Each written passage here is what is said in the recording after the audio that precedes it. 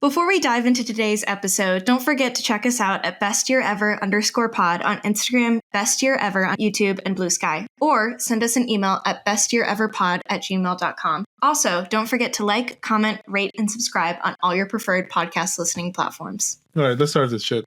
Hell yeah. Welcome to Best Year Ever, a movie podcast where each week, one movie at a time, we attempt to answer this very important question. Was 1999 the best year ever for movies? I'm your host, Casey Glenn, and with me is my co-host, the defiant, sarcastic, and caring Jesus Gonzalez. Hi, Jesus. Hi, Casey. I like that. Thank you. I like that a lot. But with us today, we also have a guest star. So without further ado, let me introduce you to the sweet, accepting, and confident David Heflin. Hi, Heflin. Hello. How are you? I'm great. Great. Thanks for having me on the podcast. Also very accurate. I love the descriptions. Casey, on the last episode, we had a guest. She was super mean to me and super nice to the podcast. I feel like this was a little bit even. So that was nice. Oh, that's nice that you think that. We love I'm you. gonna live in that reality. Good for you. I'm happy for you. So yeah, we have Heflin today. He's our coworker. We have trauma bonded over many things at work and outside of work. Over drinks, usually. Over drinks usually. Mhm. Lots of drinks. We will have tomorrow also. But Heflin, well, your name is David Heflin, but we call you Heflin. Yes. Do you want to tell us a little bit about yourself? No. No? I was going to say where you're from, where you like, but I was just like, fine. Sure.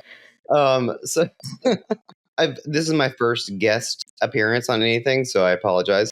Again, my name is David Heflin. I am an associate creative director in Dallas, about to move to New York, and we haven't announced the movie yet, so I won't spoil anything. But it's in the title.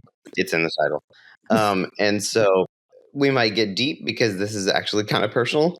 I didn't realize that this movie was personal, but it is. But it is also camp, which is one of my absolute favorite things. Yes. So, as a fan of camp, and as a openly proud gay guy, I am so glad that we're doing this movie because it's going to be fun. And Casey, what movie are we talking about? We are talking about But I'm a Cheerleader. Yes. Yay! So you haven't seen this movie before today, Heflin? Or yesterday? No. So I had not seen this movie before watching it for this podcast, and so I'm honestly kind of mad at myself for never having listened to it or having watched it. Same. Because I immediately loved it. It's how's the language level on this? When you fucking say any fucking words, how fucking dare you? I say cunt all the time. Fantastic. Okay, great. I'm in a good. Say space. We don't have any sponsors yet, so who fucking cares? I forgot what I was saying before that, but it's I don't know. It's a great movie. I enjoyed it. Casey? I have not seen it before. Here's the thing. I've seen clips of it on TikTok. So I did know what we were getting ourselves into. Oh, I knew what we were getting ourselves into. I did not. I did not at all. I knew what we were getting ourselves into based off of the fact that Eddie Cibrian, who is the son of the lady that runs the thing, who's like the hot dude. Yeah, Rock, which we can get to that name later. But that was a sexual awakening for me. Like, I have never known as a kid. Like, honestly, searching, like, this was probably dial-up times. And so I would search for clips of that movie or, like, stills of that movie. Because, holy shit. Yes. No, the movie was not subtle at all. Oh, no. No. Oh, it's way over the top camp, for sure. I had no clue about this movie. I thought it was a cheerleading movie. I was expecting way more cheerleading. No fucking way. I had no clue about the subject matter. I didn't think when she started picturing all the boobies and butts when she was making very sloppy makeout sesh with the guy. Yeah. I'm like, oh, this is what this movie's about. It's not subtle. Huh. Interesting. You don't even like to kiss me. And I'm like, dude, what are you doing with your mouth? That's not how you do it. It's a moist kisser. So good. But before we get too much into the movie, let's do Letterboxd. This is our new segment. We don't have a name for it other than what it is, but we're just going to read Letterboxd reviews, a few of them. Our very own Casey Glynn, her review is, if someone was petting my head while slow dancing, I would rage. I didn't even remember that happened. Julia, what's her last name? Yeah. Red lipstick, lesbian, jump scare. Yeah. Just horrific. Okay, I have questions, but I'll get into the reviews first because one addresses that. Is that the only Letterboxd you're going to read? No, we're getting, no, we're doing more. Yeah. Okay, yeah. I'm trying to write one in my head right now. Well, okay, we'll make an unofficial Letterboxd review by Heflin. Okay. So this next one by Bree, where's RuPaul Oscar for the line, I myself was once a gay. Perfection. It was so good. I didn't know it was RuPaul. Like, it took me a minute to recognize him. It took me a long time. Yeah. Meg reviews, I'm a vegetarian. Everyone nods knowingly. Julie Delpy, I'm going to mispronounce all the names, is credited as lipstick lesbian. RuPaul plays an ex-gay. No more explanation should be needed. Many explanations. I don't know what a lipstick lesbian is. It's the first time I see that. I don't. I can explain. Second language. English is my second language when it's convenient for me. So my Letterboxd would probably be if Faye Dunaway ran a Pray the Gay Away camp. Mm-hmm. Faye Dunaway, because the mom reminds me so much of Mummy Dearest that it is like especially with the no more wire hangers, and then she's yelling at her son. And she's like, no more drinks or something like that in a very similar tone. And I said, I need to watch that movie. I've heard good things about that movie. That's a movie I have also not seen, but I know that quote. One Letterboxd review that I love is actually my sister-in-law's, which is, maybe that's why my parents were concerned when 15-year-old me told them I was going vegetarian. Yes. That is really funny. Mm-hmm. Many things in this movie, because I grew up in Mexico, very different environment. I did not know if it was exaggerated or real life or somewhere in between. Like I didn't know where the camp and the realism started, and I feel like sometimes it was a lot of crossovers. It was. Yeah, I can talk from experience if you'd like to talk about. No, please do. I'm gonna leave with this Letterboxd review by Diana. One might say she is a queer leader. The only other one that I was thinking of that I was kind of like in between was just putting, and I'm a cheerleader. You can be both. Yeah, turns out. You can be both. Yeah. You can. I like that. All right, let's go into the background.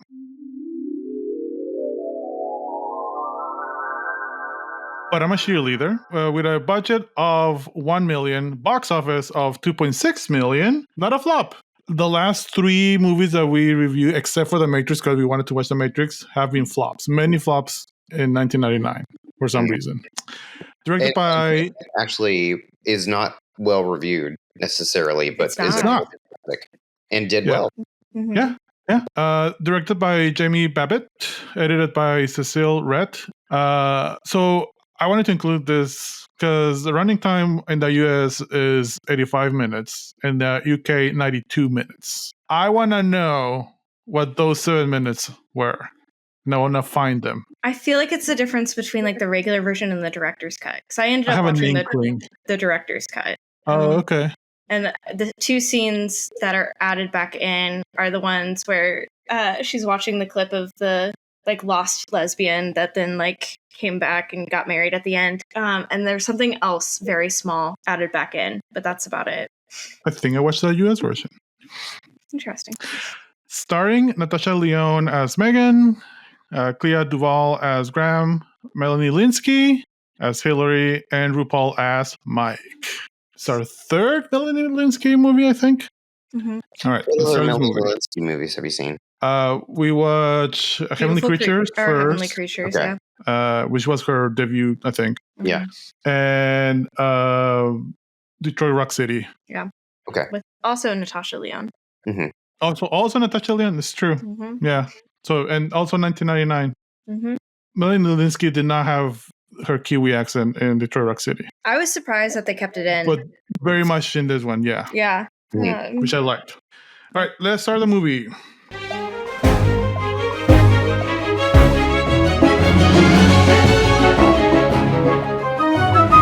So we start with the credits. First thing I notice, Heflin, art director, quiz. What font is that? I'm genuinely trying to think what it might be. I clocked it only because I worked on KitKat for so long. Cooper. Oh, it is. It is. Yeah. Okay. So I didn't remember the opening credits, but I did remember the ending credits because I same, yeah. An hour ago. And I was like, that looks really familiar, but I didn't actually pay that much attention to it. So good job. That's great. Right? Pat, because I'm really bad with fonts. Pat. But we do cut between the credits and Cooper, the very colorful font and very colorful text, and Cheerleader. So just starting, me like not knowing anything about this movie, I really thought it was gonna be a cheerleading movie for the first 2 minutes, and then the makeout scene happens. Very sloppy, very moist. Mm-hmm. Not even moist, very wet. There's a lot of wet mouths in this. That's a theme. Yeah. There was a lot of wet mouth. But we see Natasha Lyonne, Megan, daydreaming about cheerleader boobs and butts while she's making out with a very wet, gross close-up of the boyfriend. She would have loved Poker Face by Lady Gaga. I did not know what that song was about until very, very recently. Also, Poker Face. No, is that Natasha Lyonne's? Yeah. Poker Face, the show. Yeah, I thought you were gonna mention the show, also, and then you say Lady Gaga. Mm-hmm. It's very fun. Amazing. Yes. Cut to a dinner scene. We're introduced to Megan's parents. Very traditional Christian. They do like a very weird prayer, laying on thick the theme of the movie of like everything is as it should be. Nobody can deviate from God's plan. Blah blah blah. Amen. My parents were Catholic, and the Catholic guilt is definitely there, but I never really experienced this. And this like prayers for Catholics, at least around where I grew up, were pretty much reserved for Christmas Eve and like special occasion. It wasn't a daily thing. Yeah. For background listeners on my end, or for background for listeners. No, background listeners is correct. Yeah, they can put in that's words are hard, accurate. Guys. My dad was a pastor, and I grew up gay, and so that in a small. Are you gay? That's my favorite joke. It's so funny every time. Let me just tell I've been helping for 6 years now. Eventually, it'll be funny again, but for the moment, it comes around. Yeah, it comes around. Yeah. Keep doing it. I'm not discouraging it. It's just. So my dad was a pastor, so this hits home. I did not like knowing you for 6 years, knowing a little bit about you. As I'm watching this movie, I'm thinking, oh, is Kevin going to have thoughts about this? Because, like I said, I had no clue what this movie was about. I didn't either. I went into it blind. Well, with the exception of knowing that Cyprian was in it, and so I didn't know the theme. I didn't know the storyline, and it is just like I didn't realize that it was as camp as it is, and those things are vital for it not being triggering for me. Honestly, the campness helps it not be triggering. Yeah. I think it was campy when it needed to be campy. Oh, it was over the top campy. Yeah, and aspect of it. Because there were scenes that, especially in the gay bar further on, there were scenes where it felt like another movie. It felt like a more realistic movie. I think that is because that's the only time where it actually shows you reality. Yes, which I appreciated. Yeah. And because honestly, and if they had made that scene campy, it honestly wouldn't have felt exactly. No. It would have felt kind of shitty. Yeah. To the people who were making the movie, And when I say like it felt like another movie, it was on purpose. Yeah. Because there's campiness when Megan Natasha Lyonne needs to fake or she seems like she's not her true self. And then it's real when she kind of is her true self, which I really appreciate that contrast. Well, I think it also goes to show that like the more you reject something, the more you kind of become like it, right? And so like the things that are rejecting, right, camp are camp, right? Like it's just it comes around. Ridiculous. Mm-hmm. Especially at the end, the graduation test it was so fucking weird. I'm so glad I'm with this with you two. After dinner, Megan is it Meg or Megan? Megan, yeah. She's reading a book. I don't know what book it is, but I did notice that she flips the corner of the page.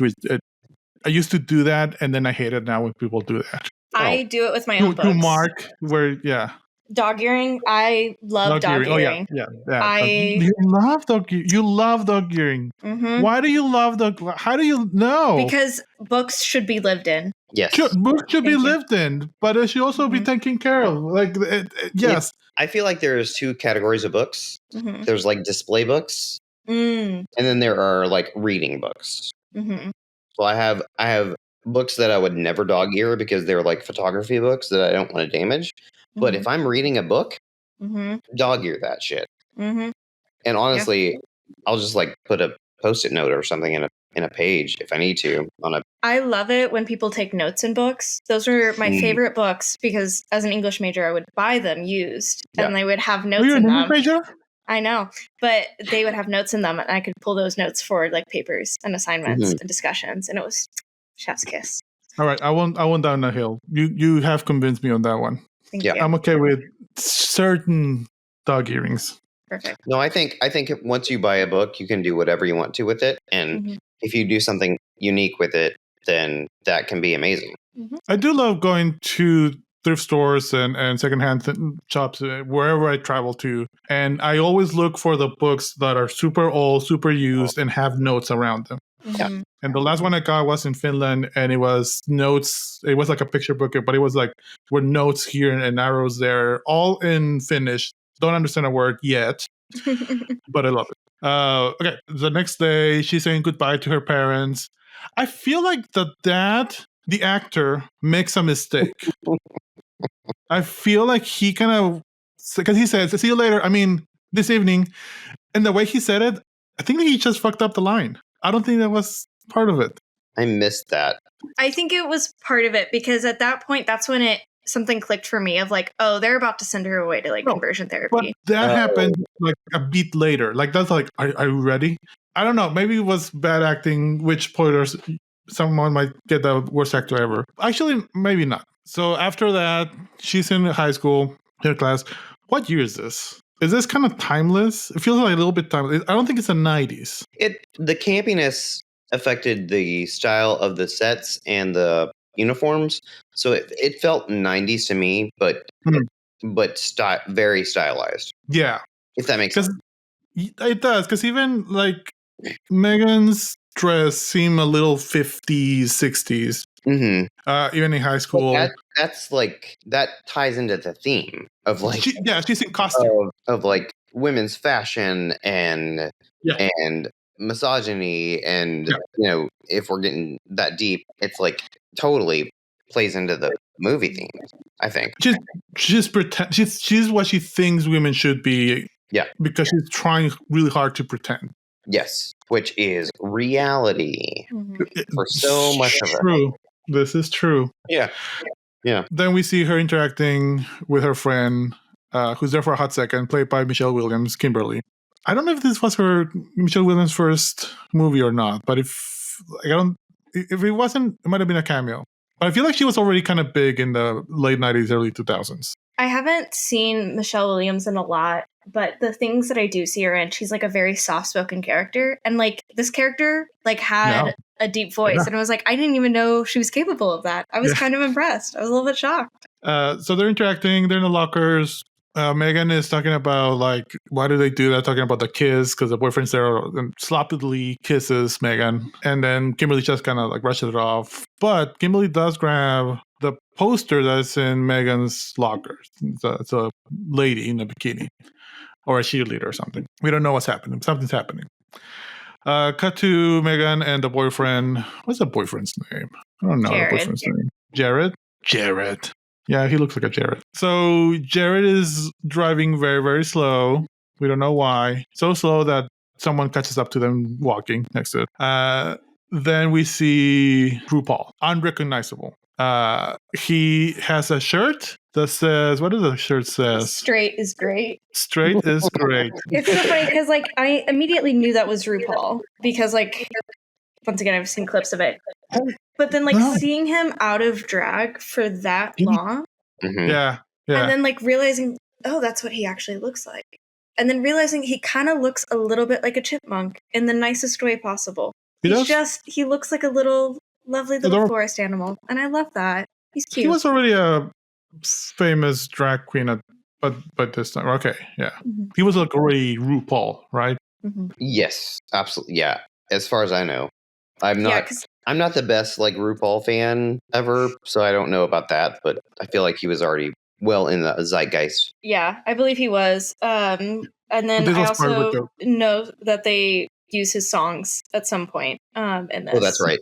Yeah. I'll get into the soundtrack because it was a little bit all over the place. Sometimes I loved it. Sometimes it was like, what is this? Like, yeah. I think they ran out of budget. The music was the most disappointing part of this movie, and I think it was the only disappointing part of this movie. Oh, really?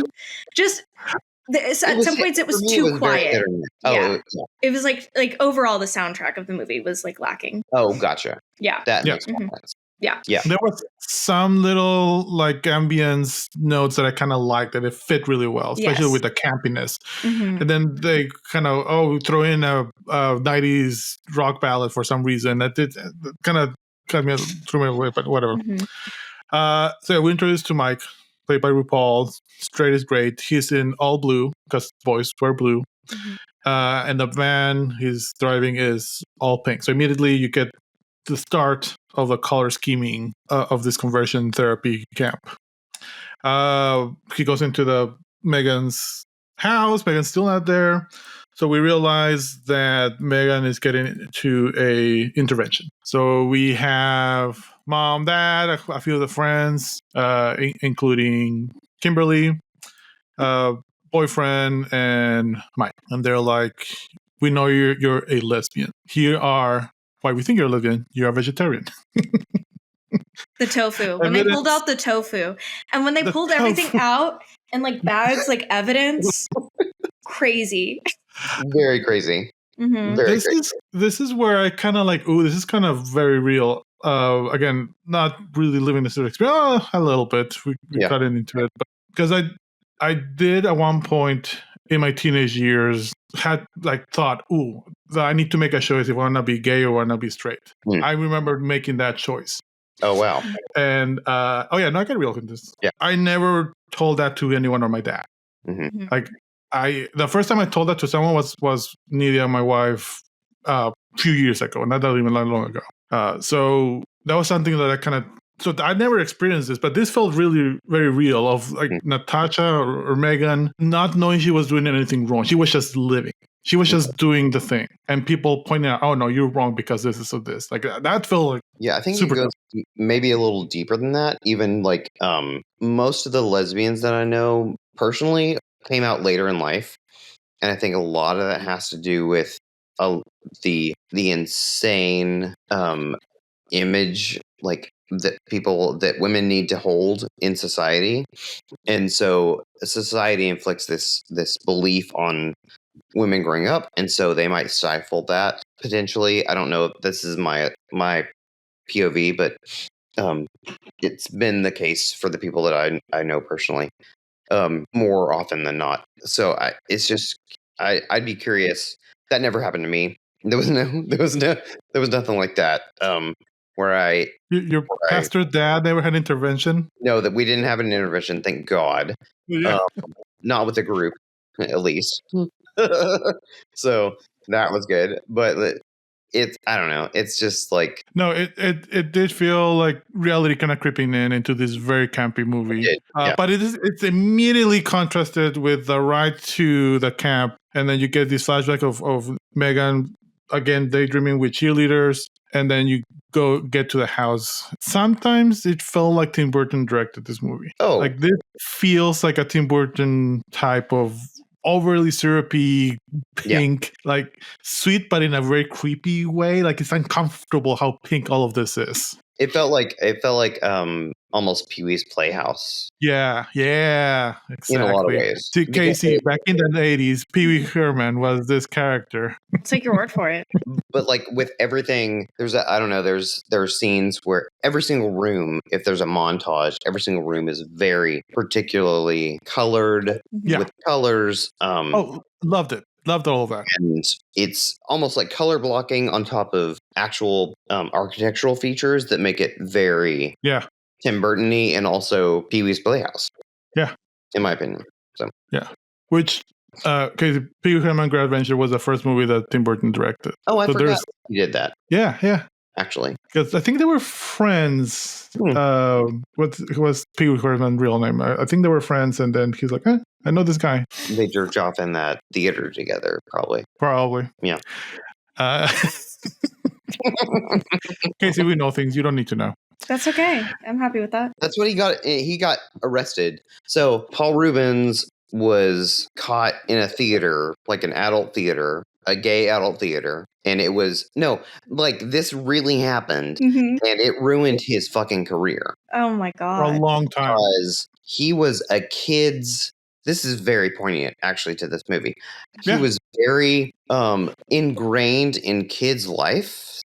And honestly, just being a genuine human being with kindness and playfulness. And then he also was gay, and so you had no choice but to go to theaters and jerk off with other people in adult theaters. And so he did that, and he got arrested, and it ruined his career. Damn. And then he went into solitude, and I think that is what happened. But don't add me or Adam. No, our three fans, our three Russian fans. Russia is our second biggest download country. Concerning. I don't like that. I don't want to think about that. And then he later kind of came back slowly and reading it or listening to it. I would say they're just monitoring everything and actually reviewing it. Yeah. As long as they give us views, it's fine. I don't care. Download, comment, subscribe. Step 1: admitting you're a homosexual. We get this card. Yes. Very pink. Again, Cooper font. A little bit of stars. And this is where you get, I think, the first, like you were saying, blocking and color coding and all of that. Because Megan is still in her kind of 50s looking all yellow. Very monochromatic, but all yellow dress and sweater and cardigan. But around her is a green room, and the hallway you see just pink. So immediately, beautifully contrasting. Later on, when Megan is in the pink uniform, it'll be even more contrasting. She'll be even more in the campiness. But this is kind of like the introduction, because she is meeting the director, I guess, owner, Mary Brown, played by Kathy Moriarty. The madam, if you will. The madam, yeah, sure. She's a great villain. She's a great villain, because that's why I was like, oh, she's Faye Dunaway in Mommy Dearest. That's it? Yeah. No, yeah. Super over the top, all in pink, because all girls wear pink, all boys wear blue. Yes, exactly. They come out of the jungle like that.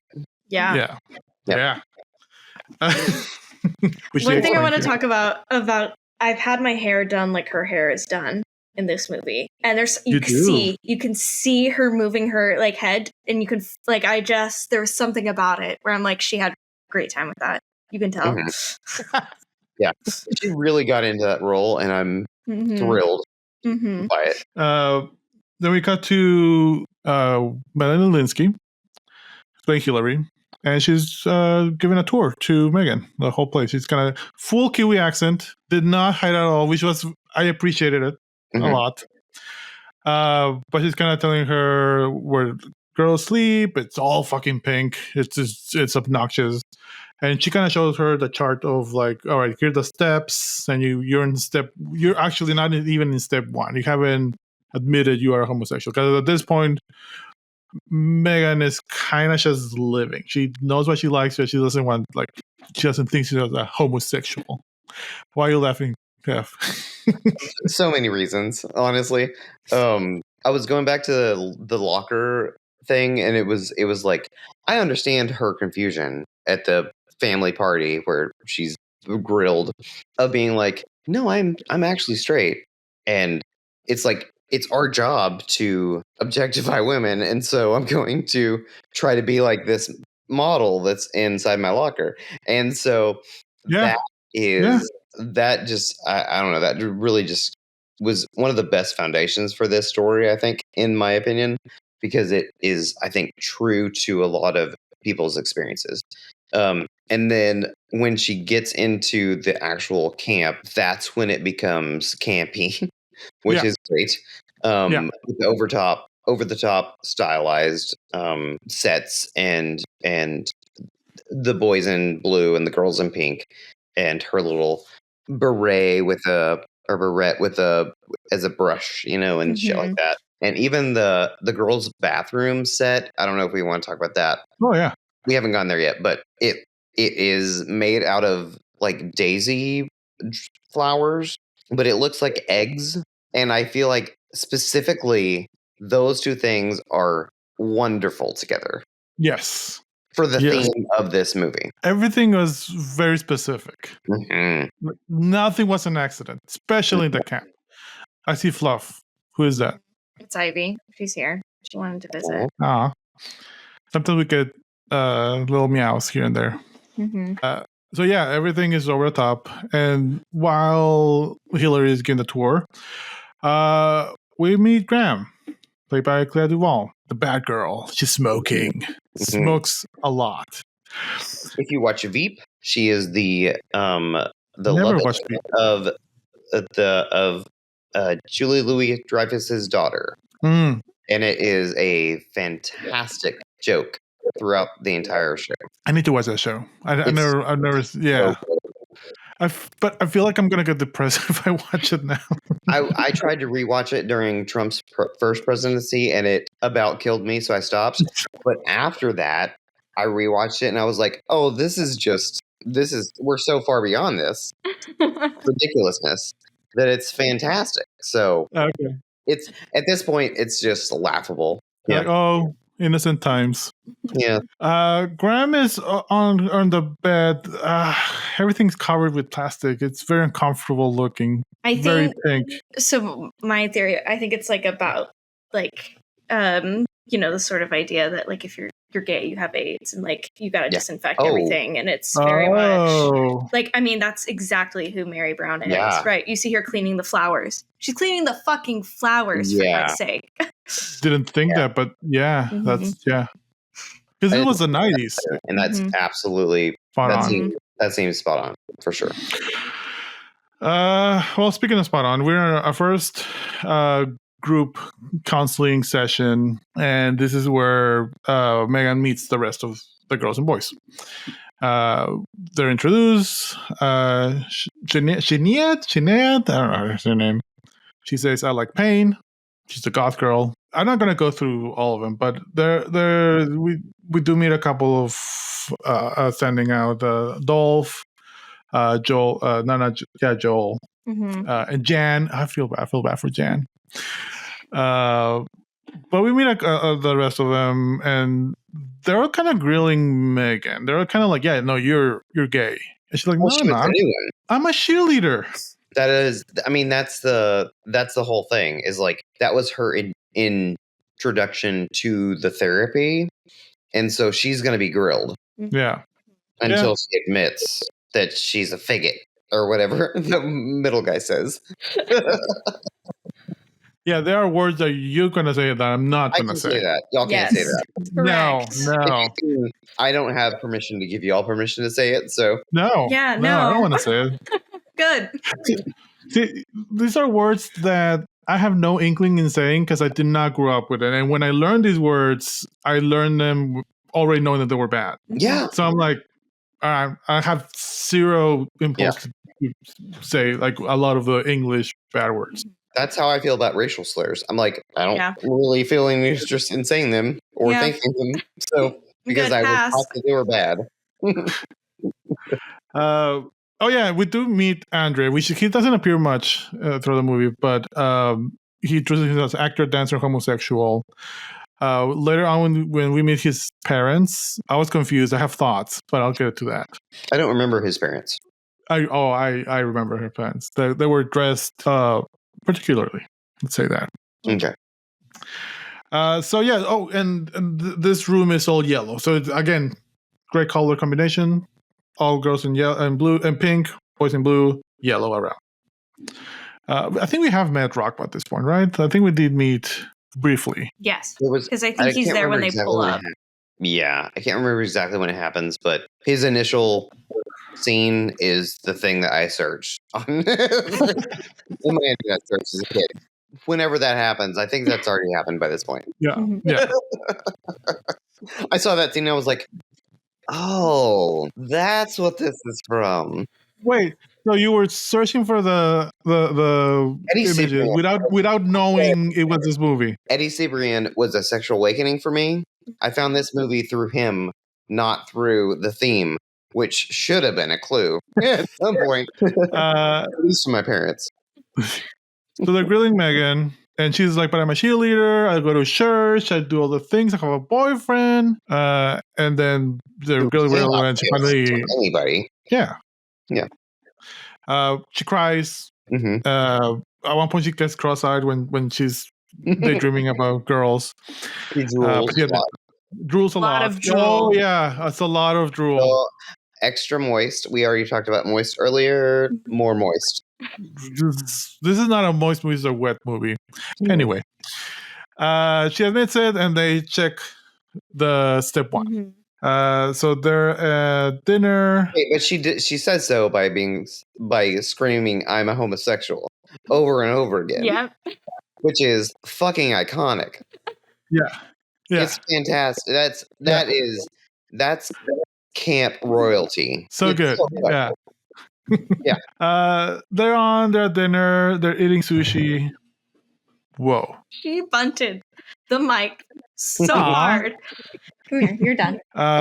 They're having dinner. Graham is kind of a little bit hostile toward Megan. There's a little bit like playfulness, hostility there, but she's a bad girl. After that, we do get the scene with Rock and the mom, actor Mary Brown, son, very gay son, who she's like, obviously this is why she has a camp. Mm-hmm. Yes, it does. It's not obvious to me. It wasn't obvious at first. No, yes, it becomes obvious. It became very obvious by the end of it. Yeah.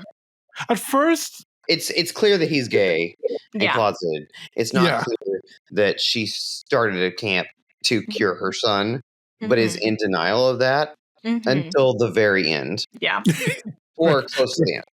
Very uncomfortable, and because these are 17-year-olds, all of them. Yeah. 17-year-olds. Yeah. Well, played by 30-year-olds. 30-year-old, 17. This is the 90s. Come on, this is the 90s. Yeah. Then we get later that night. We hear it's not a vibrator, but close. It's the AV, aversion therapy. The goth girl, you could hear moaning, you hear a little light, and she's punishing herself, but she likes pain. I just love the fact that it's like incorporating shock therapy, which I don't think has been around, at least in my lifetime. I never experienced it, thank God. But it was definitely a real thing. Yeah. And they've turned that into basically a dildo is brilliant writing. Yeah. That's brilliant writing. Yeah. It's like, we're going to take this horrible thing that has tortured people and we're going to make it pleasurable. Remember, she did say, first thing she says, I like pain. Yeah. Yes. So there you go. Yeah. A little bit later, the director, I keep forgetting her name, Mary Brown, calls Megan. She has a phone call. I don't know what's up with the 90s, because I noticed that there's a lot of double focus in the 90s where you have like a very foreground close-up of a person, and then the background is also in focus. I think that was new technology that people were like, ooh. Yeah.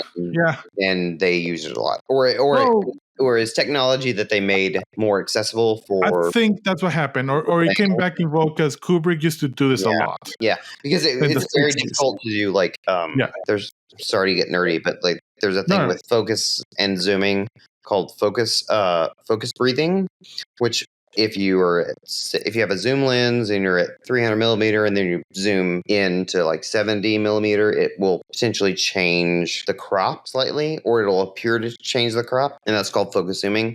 And so I think that they perfected that, or made it a little bit easier to avoid during the time that this movie came out. So they were like, well, let's put it in all the movies. We noted a bunch in 94 movies and then a bunch in 99 movies. And I haven't really seen it since, really. But the 94 movies were definitely a little bit sloppier with that. Like there was a point in the Priscilla, Queen of the Desert, where they did that, and they were focusing on, they were playing pool, and then they were focusing on the cue balls in the front, and then the guys playing pool on the back. But because they were playing pool, you suddenly see like a giant hand cut in half. So it was weird. It was there, but I feel like, perfect now. Step 2, rediscovering your gender identity. All about stereotypes. Mm-hmm. Yep. Girls clean, and they love it. Mm-hmm. Boys fix the car and play very manly games.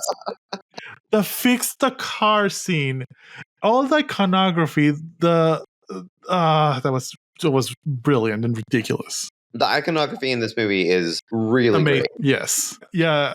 I think this is Rock fixing the car. Or was this no, this is Rock, right? No, it was RuPaul. Was it Mick?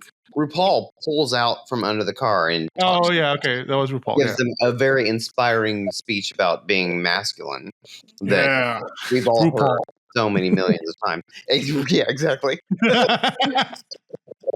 But all the boys are ugly. Honestly, brilliant casting. Yes. Brilliant fucking casting. Yeah.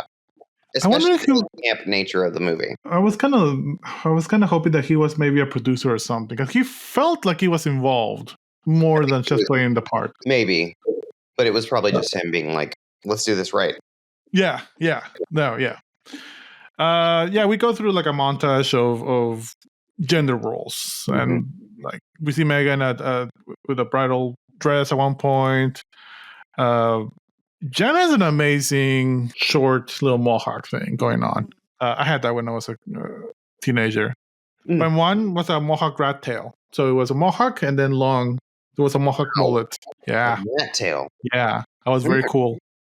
Were you? I still am. Look at this. The rat tail feels extreme. Well, that feels like West Texas right there. That feels like West Texas. Like I was literally West Texas. I was in the most west of Texas. No like shit. West Texas, like meth or meth adjacent West Texas specifically. White West Texas. Well, I mean, it was rat tail adjacent because my hair wasn't that long. Oh, I could do like a butt. It was kind of. And it was 40s. Is that just like? Is that just like an age thing? No. This was when I was a teenager. Oh, okay. No. This was teenage 16-year-old Jesus. Got it. Okay. Yeah. No, not now.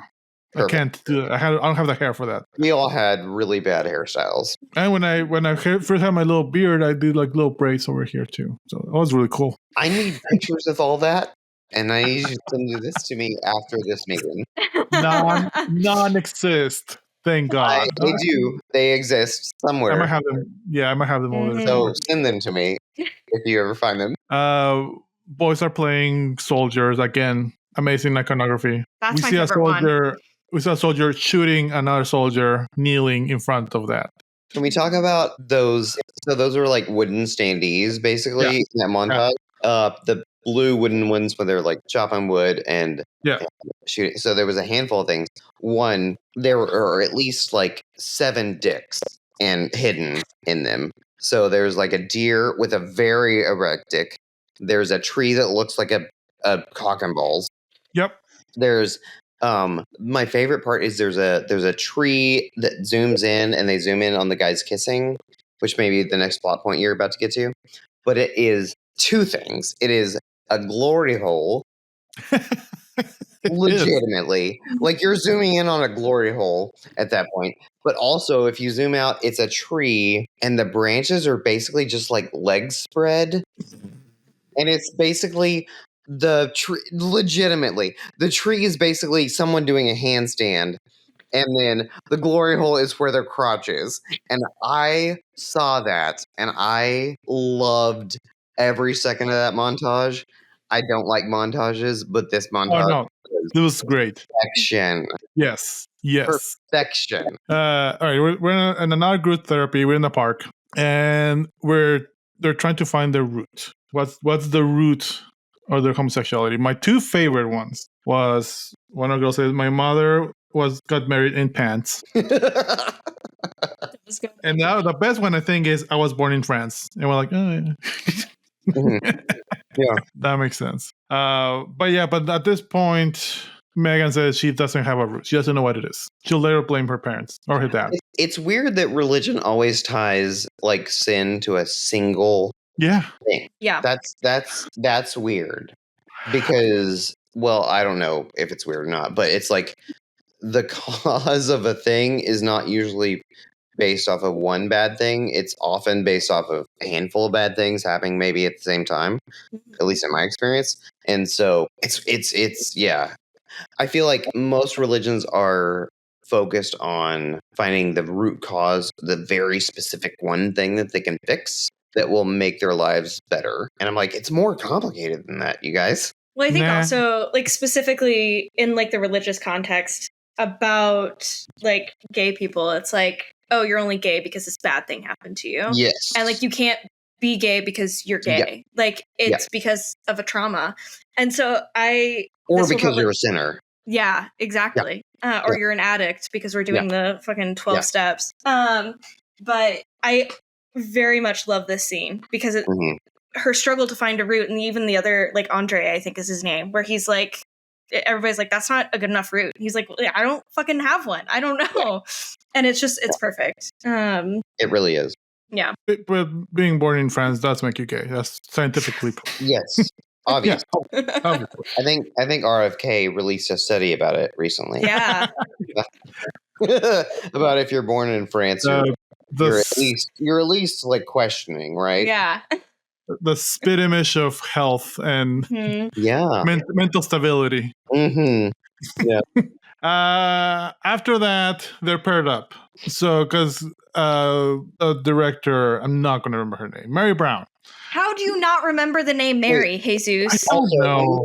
We need to differentiate between the director of the camp and the director of the movie because that is confusing. Oh, okay. Yeah.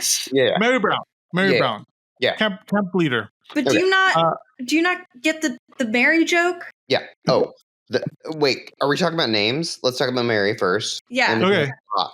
I do not. Go for Mary. Okay. I mean, Mary is just like slang and like LGBTQ language of just like a gay man who's more effeminate. Also. Oh yeah. Yeah. But also there's an like over level of just like Mary and Joseph, religious leader, that whole thing. And then I think Rock is an homage to Rock Hudson, who was notoriously closeted gay, but also a heartthrob in early Hollywood. Yeah. And it confused a ton of fucking people, apparently. And then is he the one that brought his like assistant from Paris or something, and then he was living with him in Hollywood? No, but that very well could be. Yeah, he was. I mean, like, read some facts. The dude was very, very gay. So, at the very least, very bi and very open with who he slept with, and it was both, at least. Oh, there's also like religious connotations for rock, as like Jesus is your rock. So that would make sense for a 90s mom named Mary to name her kid Rock, but also be a nod to an iconic like gay classic Hollywood actor. It just seemed very appropriate for the role, especially cool. Because I think Rock Hudson was kind of like a tease for a lot of people as well, which is very much what this role does. Yeah, in the movie.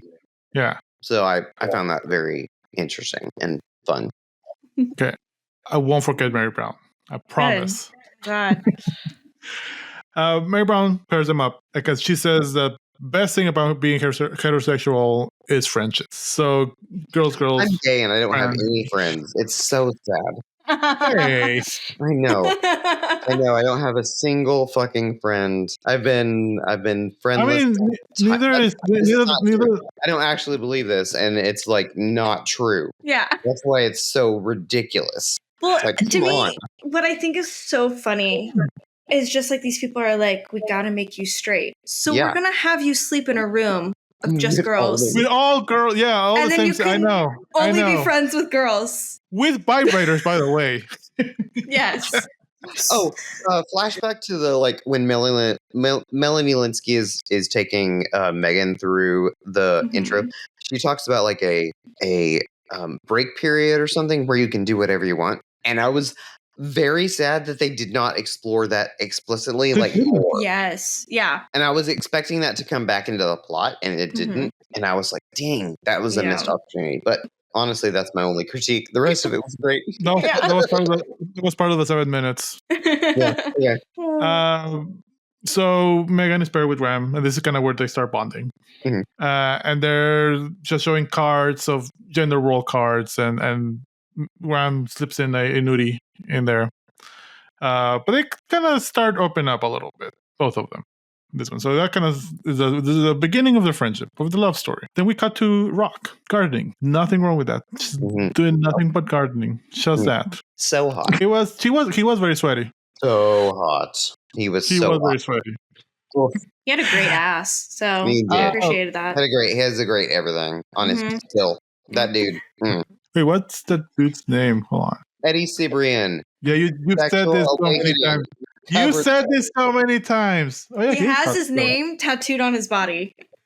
Oh, I hate that. Oh, that's less sexy. Oh, wow. Wait. It's the 90s. He has his name. I thought you were going to I was making a joke about like Heflin would have his like name. Like. Oh, okay. That's what I thought. Okay. That's what I thought. Okay. I misunderstood. No, I get it. I would not actually have his name. No, who would? But Heflin, tattoo idea. One of the cardboard things from like just pick any of them. It could be the tools. It could be the soldiers, the deer, the tree. Yeah. Just pick one. I think that's a great idea. Yeah, I can do that. That'll be for our Patreon episode. One day. When we get to 100 Patreons, we'll have Heflin tattooed. Perfect. The boys are watching Rock Garden, and they're in football jerseys, just all transparent fishnets. This movie's not subtle. Wait till we get to the graduation, which is so good. Yeah, yeah. Then we do get some like other gender roles. The girls are changing out diapers, blah blah. Then we do step. Hi, Kitty. If you do that again, I'm gonna say you're homophobic. No. Aww. Can pussies be homophobic though? I don't know. Cats are jerks. They absolutely are. We're gay people. You met me, right? This is true. The other cat is a log cabin Republican. We had her pick her sexuality and her political affiliations, and you should see her in plaid. It's very telling, unfortunately. Kids. Step 3, family therapy. Oh, yeah.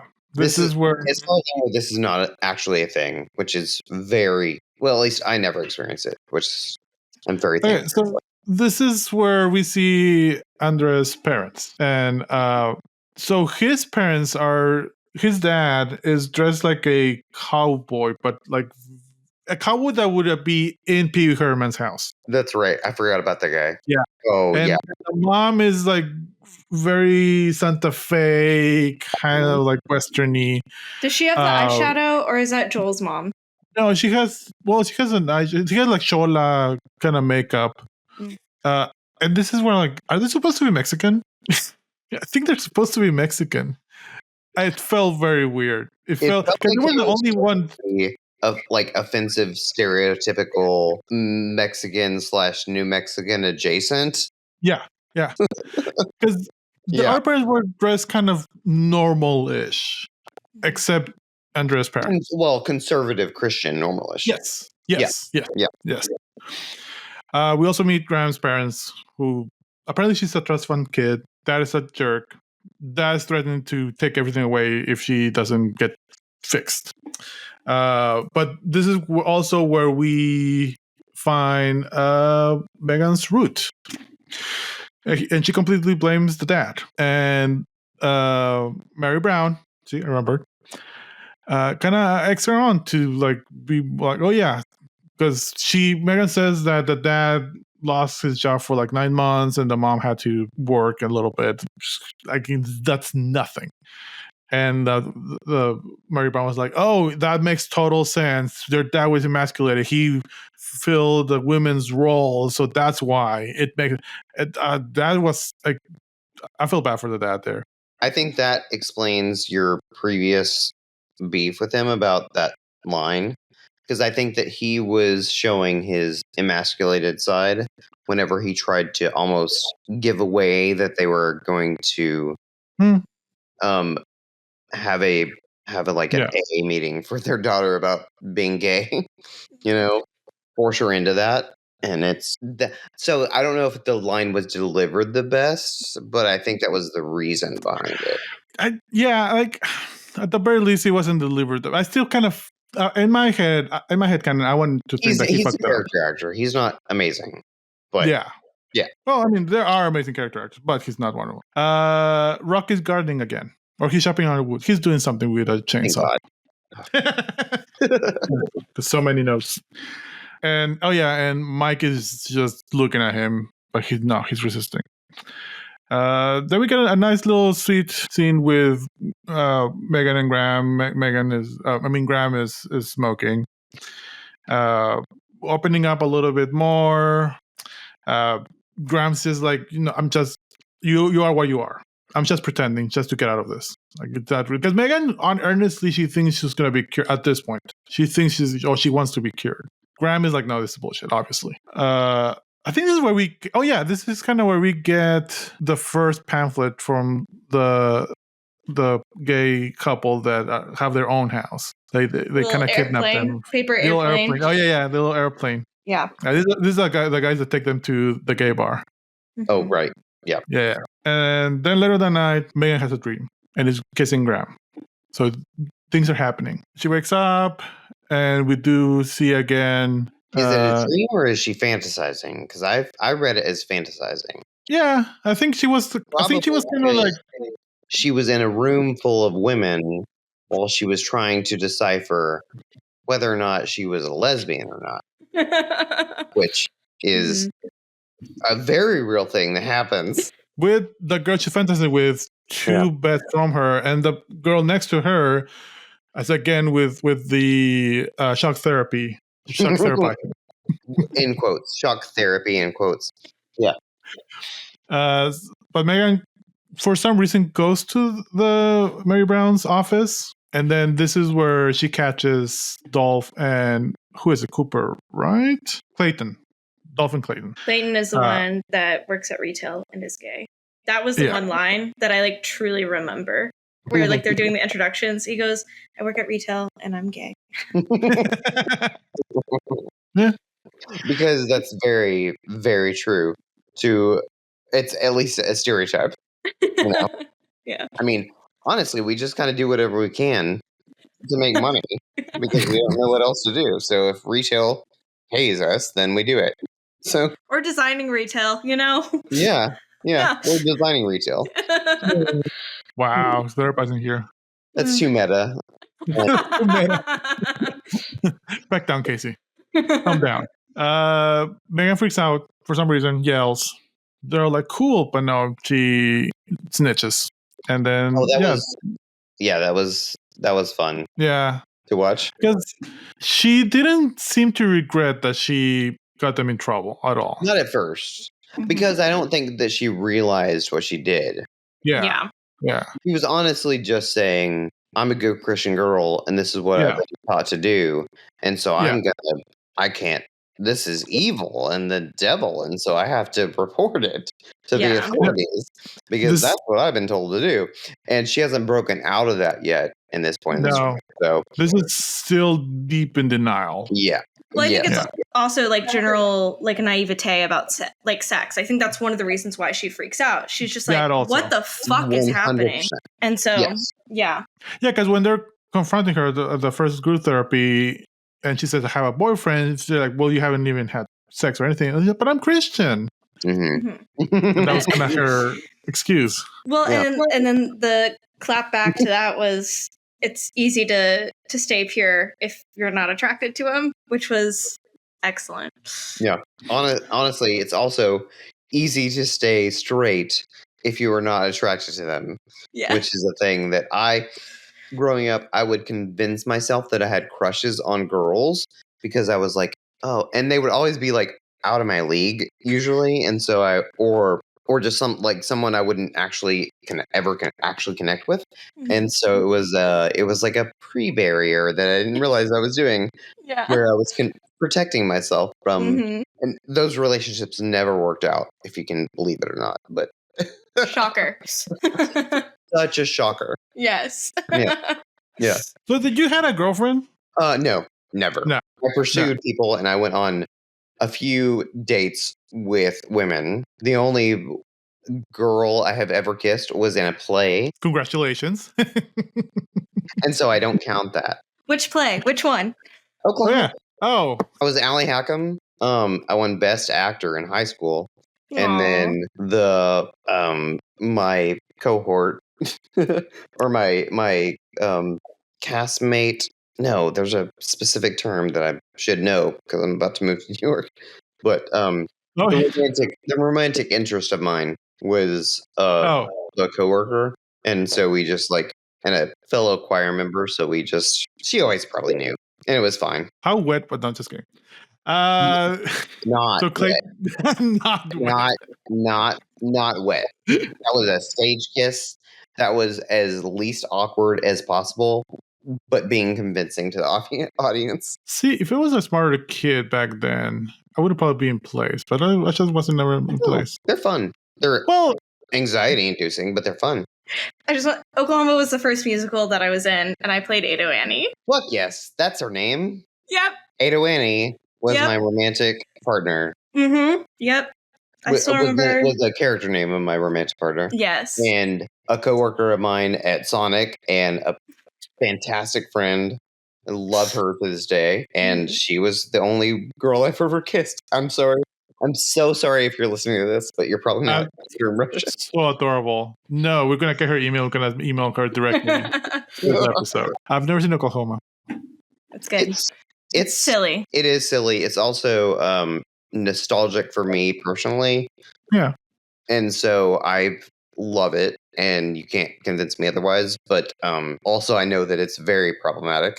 And my voice, it was racist whenever I was on play.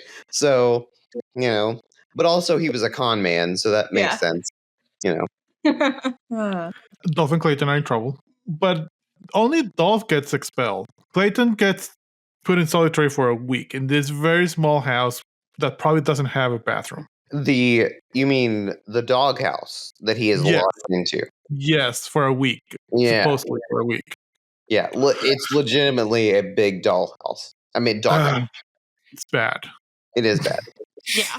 And then they don't resolve that story. It's just like he figures it out eventually. They don't see him come out of the doghouse. She unlocks it. She unlocks it, not like by the end of the movie. Oh yeah. Well, I mean, he makes it out. He makes out and makes it out. At the end. Yeah. Yeah. Yeah. But yeah, there's like a really kind of almost throwaway scene where she kind of locks him out. So we know a week passed in this upcoming montage because we start with again kind of gender role type of movie. It's a projector. Megan and Graham are sitting next to each other, and Graham starts playing with Megan's arm playfully, and then we get the romance montage.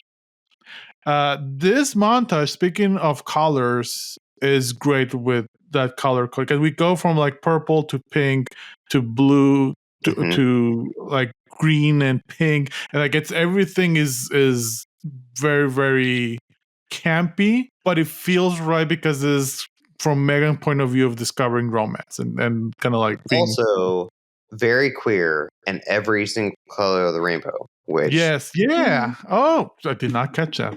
Oh, you're welcome. I'm slow sometimes. But yes, then after that we do get the bathroom scene with all of the decoration. I mentioned that earlier. It's like the flowers that also look like eggs, which I think is great. So like eggs is very much about like fertilization and talking about like women's role to repopulate the earth or whatever the fuck, because it's not already populated apparently. And then right? Is that right? Am I wrong? Yes, Casey, tell us as a woman of the podcast. Yeah, no, I mean there are too many people. Too many people. You know, we gotta stop repopulating. That's why we have cats. But also, like, women are pressured to be like the eggs of the earth. Yeah, kind of. This is true. You know, Casey are the egg of the earth. But also, it's just flowers. Like the set is just flowers, which makes me. I do want to say it's so good. That being in the bathroom has to be very difficult to clean because it's just like little plastic or paper flowers all over the bathroom. No, stop. How are they cleaning that? This is camp. You do not clean it. How are they going to clean it? It's not for cleaning. It's for showing. That's what she said. It's for the. I would hope she's cleaning it. If that's what she's talking about. But if we're talking about bathrooms, then I don't know. It like the fact that it's flowers, but also flowers are like virginity. Yeah. Vaginal, but also eggs. It looks like eggs. Yeah. Oh no, this movie is not subtle, as we've said over and over. And I do love the contrast of that campiness and what it's saying, because this is the first time that we see them in actual normal 90s clothes. So there's a really good contrast there, because this is when they're sneaking out. They're getting ready, and they're like in action, like, well, I mean, maybe the goth girl. I feel like for the 90s, maybe goth girl, yeah. But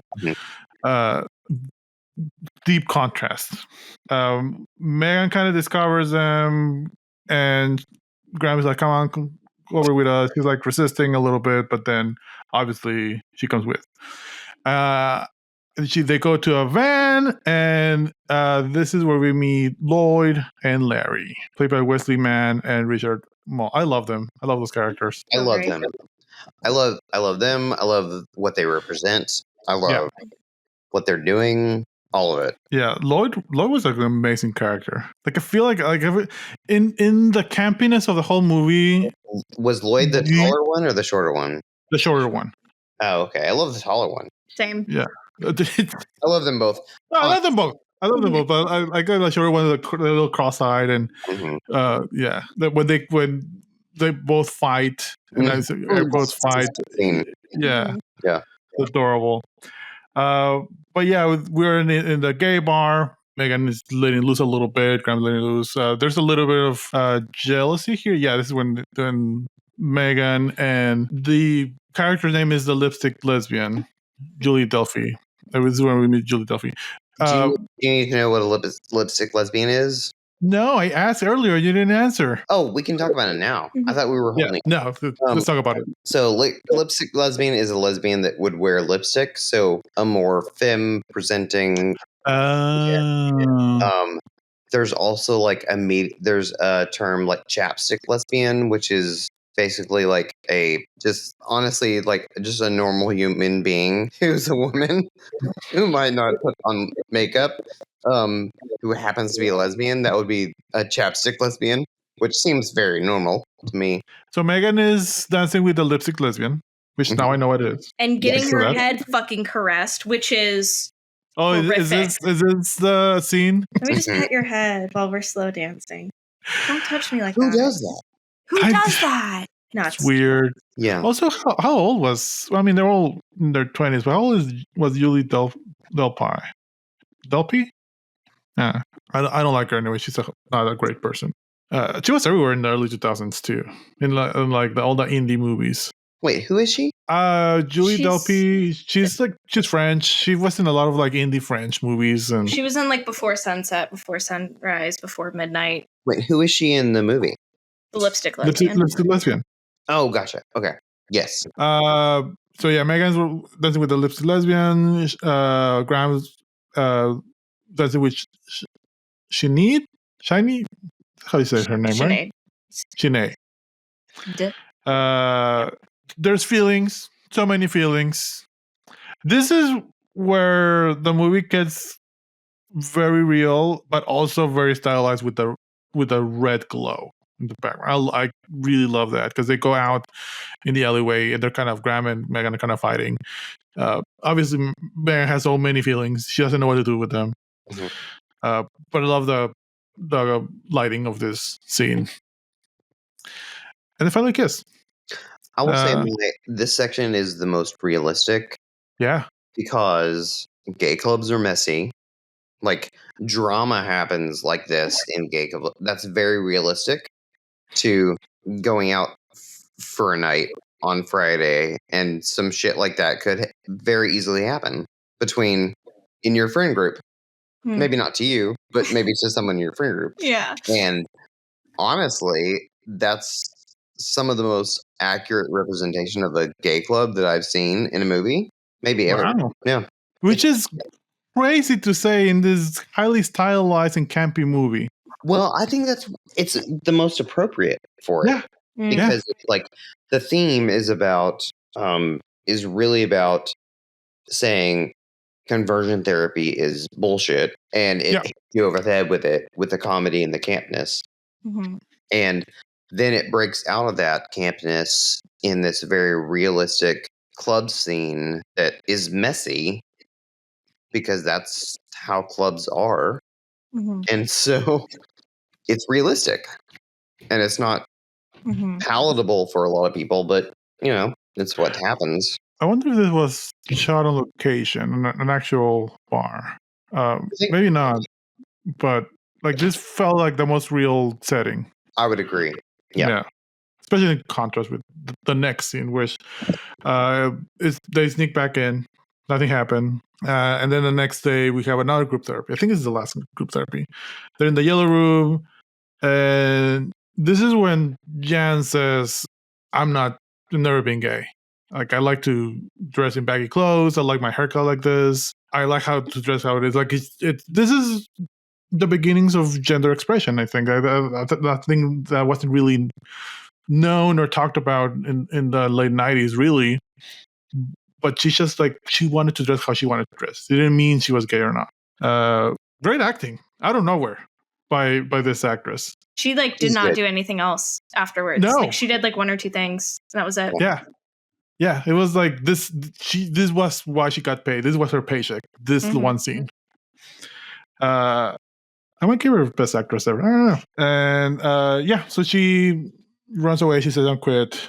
And Graham again pretending because Mary Brown finds the gay club matchbook. Mm-hmm. Yeah. What was the name of the gay club? Cocksuckers. Cocksucker. Not subtle. How could you forget that? Crazy. I mean, I forgot Mary Brown. So Mary Brown is confronting them, and this is when Graham fakes again to get out of it that I'm cured. I have a crush on Andre. I think she said someone. Joel. Oh yeah, Joel. That's right. I also like Joel. These were great little characters. I didn't hate anyone except who I needed to hate. Like this movie was good at that. Yeah. Sometimes they'll like want you to like someone and like but yeah. Even Melanie Linsky, which she was kind of just there a little bit. Hillary, like I thought Hillary was going to be the villain also, but she was never a villain. She was just kind of there. Mm-hmm. I'm very mad at myself that I know her from 2.5 Men. That's where I know her from. Like I'm mad at myself for knowing her from The Last of Us for the most part. Really? Well, that was where I was like, I clued in. I've seen her in a million things. We can get to that's later. That's for yeah. No, because that's kind of where I know her from 2.5 Men, and then watching her on Heavenly Creature, watching her on like, oh, she was in a bunch of things before. And I have admittedly not seen most of her filmography. Me neither. Yeah, very unfamiliar, except for a few places here and there. So. No, I was mad. So no, Heavenly Creature is one of the few movies that we couldn't find online, so I had to track it in Movie Trade Company and buy the DVD. And then Casey had to, for the first time in her life, watch a DVD. Not my first time in my life, but the first time in my life I had to change like the location code. We're very confused. So yeah, I think after that is when Mary Brown confronts Megan and Graham. They're kind of like, Mary Brown knows that something is happening. She catches them. I think this is when it happened, right? No, not, well, she catches them, meaning like she finds the matches, and then she like interrogates all of the kids, and nobody fesses up to it. And then they go to Larry and Lloyd's house. Oh yeah, that's right. This is you're right. I'm skipping a few scenes. Mm-hmm. They go to Larry and Lloyd. Mm-hmm. Yeah, Larry and Lloyd. How could I forget Lloyd? And they're angry, picketing their house. They're protesting. They're saying all of the signs with words that I can't say, but they're kind of funny. They're very funny, and for a reason. And so the people holding the signs, it's funny to laugh at, and you can if you want to. Yeah. Every time we go, there's a Star Wars convention. There's always those picketers that say that like you're going to hell because you like Star Wars kind of thing. What? They're always in the Star Wars conventions. West Church Baptist or like whatever that fucking church. Yeah. Are there like spawns of them that hate Star Wars? The funniest one that I saw was a guy. This is when I went to see episode 3 in LA. A guy had R2D2 is the devil, and they had R2D2 with devil horns, and he was like, and I don't think it was a joke because we were like, see that again. Let me know. I would love to come document it. Yeah, I'll bring a camera and I will get photos of that shit because that is hilarious. It is. Then after the picketing, there's Megan and Graham are still trying to pretend that they're not into each other. So Graham goes off with who do you say? Jared? Joel. Yeah, Joel. Graham goes off with Joel, and Megan goes off with Rock. Rock is an adult, right? He's he's an adult son. Yeah. Or pre-adult. I feel he's at least 18. He's the character is at least 18. He's played very dumb. Like he's oh yeah. Yeah. On purpose. On purpose. Yeah. But yeah, like it's there's weirdness, and there's more weirdness later on. But they're at their final tests. So girls need to do girl things, boys need to do boy things, like chopping wood and catching a ball. They're all great at it. It's hilarious, especially the boys one. They have to write an essay, my root and how it prevented me from heterosexual loving. That's their final test, I guess. That's also not a thing that I ever experienced. Thank God. I would have given up on all therapy at that point. If I write a song or a poem or anything about how I was straight, Good Lord. No, thank you. Conversion therapy is also, I didn't know it existed until much, much later in my life. Like, I feel like it was maybe a few years ago that because I kind of heard things and I saw things like that growing up in shows and movies, but I thought it was not real. Mm-hmm. And then I realized it was very real. Exaggerated. Like, it's exaggerated in this movie. Yeah. Very much. And it's exaggerated in a lot of recalling. My experience was there is a lot of different conversion therapies styles. And they vary from extreme to minimal, I guess.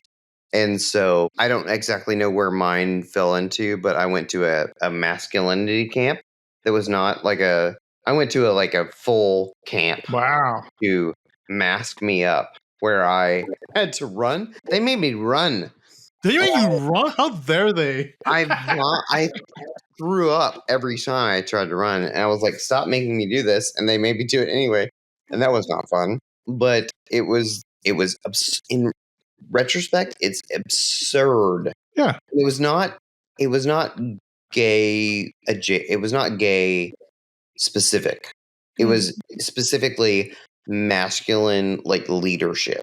And so there were people there who I'm sure were there because they were gay, like I was. But there were also people there who were there because they maybe just weren't mask enough. But I'm confident they were straight. Like, that's the weirdness of it all. Yeah. And then I also went through Pray the Gay Away therapy a lot, which was very intense and very horrible and very traumatic. And that was way worse. So and we'll cut it or leave it as like you wanted to. Yeah, leave it. But let me ask you, how old were you when all this was happening? Was it kind of the same time or? No, I think the camp was like the last resort thing that my parents sent me to. The chronology of it is very vague in my head, so I don't know exactly when it happened. But I think the Pray the Gay Away stuff was earlier, probably 16 to 18, maybe earlier than that, but about that range. Honestly, like, I don't blame my family for it. For sending me there. I think they genuinely believed that was the best thing for me. Yeah. Even though it was the wrong decision, I think they were genuine in what they wanted me to achieve from that. So I have some solace in that, and I'm able to not hate them for the rest of my life because of that. But that's a hard realization to come to. Yeah. And not everybody can, because I know a lot of people are sent to things and genuinely asked to change who they are in a manner that is just will fuck you up so bad. Yeah. So I'm thankful that I avoided that, even though I experienced it. Just like looking at your socials last week when you like we mentioned you're going away to New York and they throw like a little going away party. That was crazy. Like, I was really happy to see it because I think that was the first time I saw your family. Yeah, they're great. Because I've never met your parents. I'm not sad about that. I'm not bitter. They're my parents are wonderful, but also, you know, everybody doesn't have the best upbringing, so things are difficult at times. But I don't fault them for it necessarily. I think that I don't know. Yeah. Shit was weird in the 80s, and general society bought into a lot of a really horrible shit. Yeah. At that time, and I think I felt a lot of those repercussions. Yeah. Fuck the people who grew up with healthy parents. I don't understand them. Yeah. Like, how dare they? Yeah. It's weird. Supporting parents? What is that? My parents are supporting in some areas and not in others. Which is a hard balance. Because, like, they still believe that I'm a sinner and going to hell. And so, you know. Well, I'll be there with you. Yeah. And Casey. Yeah, that sounds great. Sign me up. Like, honestly, if the God that made me gay, and this movie should tell you that religious theology trying to fix people's mental health is not the right way to go. You have to be subjective about it. Yeah. And you have to be scientific about it. And if you want to be good for everybody, you need to actually be good for everybody, not just good for white people who believe what you believe. And that's my take on religion. And No, and it is interesting that this movie didn't really touch on religion that much. They could have. It didn't. But I felt they didn't need to touch on it because it was like understood when you okay. went. So from my point of view, not growing up and not experiencing that, I didn't see the overt religious. Like it wasn't too obvious. From your point of view, her name was Mary, and then that was maybe and rock and the whole thing. Like, but like the gay couple, Lloyd and Larry. They kind of say something like that. Like they're like you just have to accept who you accept. Like it's and there's a message there. But I did appreciate it that like Tim Burton, if we say this could have been written by Tim Burton, directed by Tim Burton would have crosses and evil priests everywhere. Tim Burton would have fucked the themes up. Yeah, it would have been way more beautiful and way more artistic, but he would have missed the point. Yeah, but like the overtly religious connotation would have been like just hitting you in the face, like Rock's gardening was in this movie. I do think this is like a great representation of how like specifically like Bible Belt religions treat like homosexuality, right? In that context, in the sense of, right, you don't see the crosses all the time. You don't see all of that kind of stuff because those churches don't do that kind of thing, right?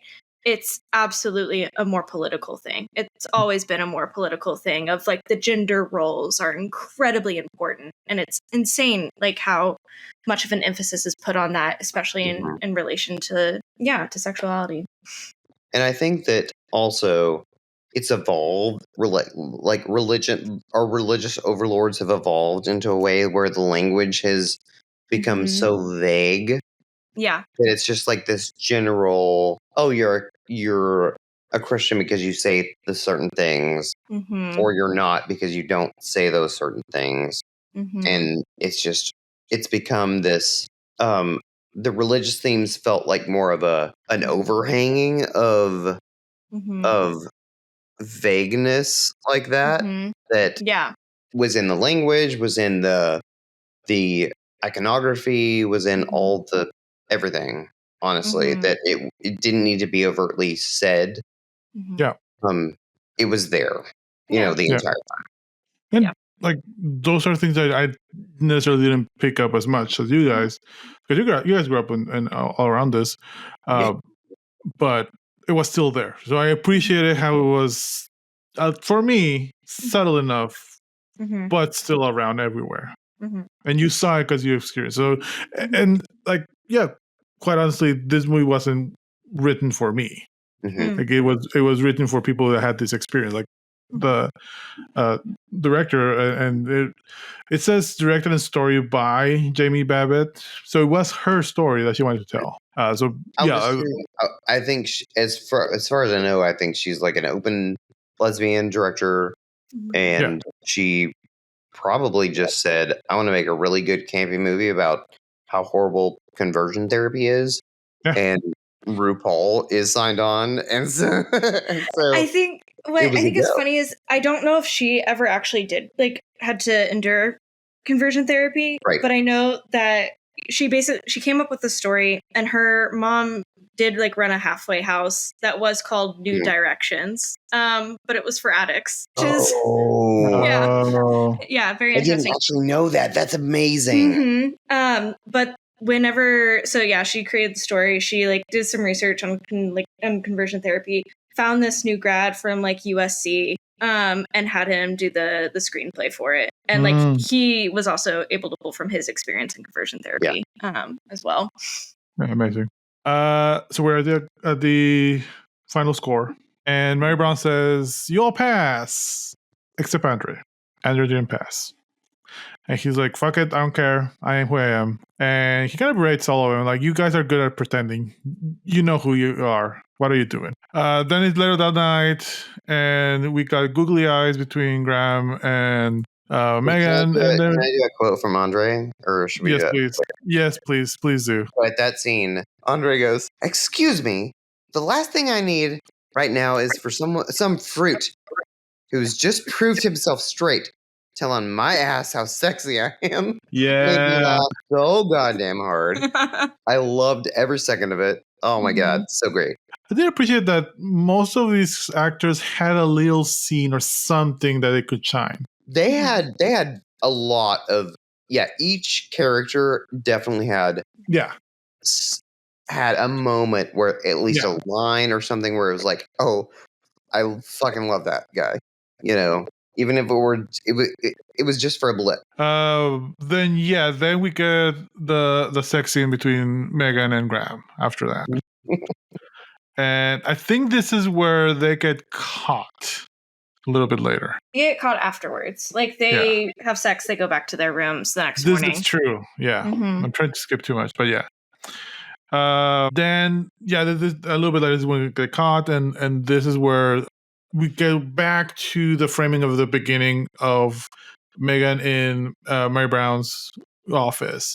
And now Megan all in pink. And I do love how the framing is that Megan and Mary in pink are in the middle, and the hallways is all pink, and then everything around them is green. Also, I realized that Mary Brown, speaking of religious iconography, her clock is like a mid-century type clock that has like rays like that, and that way she's framed, it looks like the rays coming out of her like the Virgin Mary. Oh, nice. I noticed that, but didn't realize it was the clock. Mm-hmm. But yeah, so there you go. Something that I noticed next to you because I didn't even. Kind of got it, but not fully. Kind of got it, but no. Yeah. But this is when Myron tells Megan, gives it an option. You can either I flunk you and then you're on your own because your parents said that they don't want you if you don't pass. Or during the partner in simulation, do the partner in simulation with Rock. What is it called? Simulation? Some intimacy simulation? Straight sexual simulation? Something like that. Simulating heterosexual intercourse. Exactly. Weird. As one does. Yes. As one does. Yeah. Otherwise known as dry humping. Yeah. It's very important to learn how to simulate that before you actually do it, I guess. Exactly. Yeah. Because it can't be organic. Also, the Adam and Eve theme later on that always came out of nowhere was wild. Me with my, it wasn't overtly religious kind of iconography. Yeah. We see when Mary Brown is telling this to Megan, Rock is dancing his little life away, sweeping the dirt. I think that was what he was doing. I don't know, he was doing something in the garden. He was very active. He was always doing things. Oh, he was listening to music and doing with whatever tool he had. Yeah. I think it was like a leaf blower that was very obviously not on. Yeah. Megan says no. Like, no, this is ridiculous. Megan's like, are you sure he wants to do this? Then we get Graham. Mary Brown makes the same offer, and Graham's parents are there. We know there's a lot of pressure there.